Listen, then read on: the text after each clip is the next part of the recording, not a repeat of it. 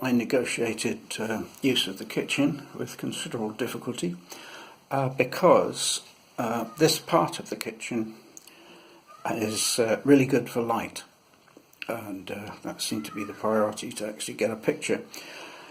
Sonically, it's a disaster area. That radiator really isn't help at all. The walls are hard, it's quite boxy, and you can probably hear some of the room sound as I'm talking. But you know, that's what we had to work with. I put the phone on a tripod, and I put the amp. This is a TC, no, pardon me, this is a ZT Junior. I put it up as close as I could. Put it a bit closer than that initially, but distorted really badly. It's just parked on top of a Furman. We got builders in next door, and they keep drilling, and that makes a shocking noise on the mains, but the Furman takes care of it. It's parked on top of an old Trace Elliott cube just to get the height, and that's on a little mic stand. Pedals. This one is Tumnus, which I use sometimes for a bit of mid. It seems to peak around 800 Hz and has a really nice light distortion sound.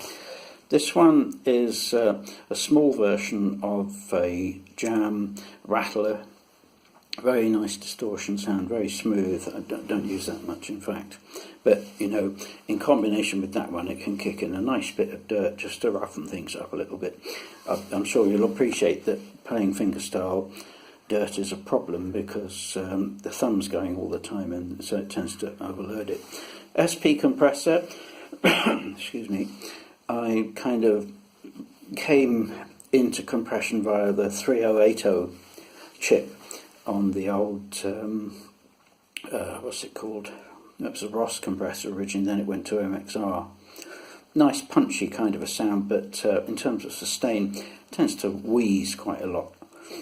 From there it goes to a lovely compressor. This is an Effectrode PC2A tube amp. Everything's done on a miniature tube. It was essentially a reproduction of the old LA2A compressor of much fame. Wonderful thing. And it goes to a parametric, and that's the kind of get out of trouble pedal. And then to a Jam chill tremolo, again made especially in a small box. I really like the flowers. They're kind of lovely, aren't they? Lovely paint jobs they do.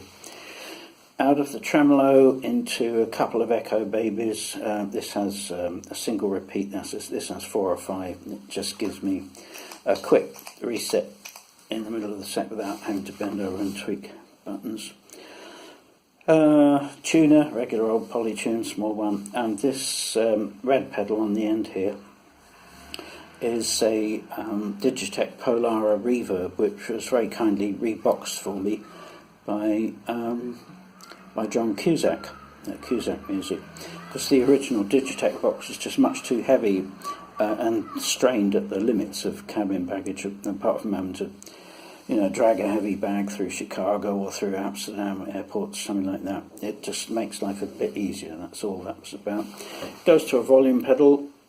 Usually runs in stereo, but today, because we've got a very short lease on the kitchen, it's running in mono. That's it. Drop a line or ask a question if any. That's the guitar, custom-made guitar. Fits in a Boeing 777 overhead and sits nicely diagonally. It's got a nice sound actually normally, but you know, with a radiator like this, fighting a losing battle.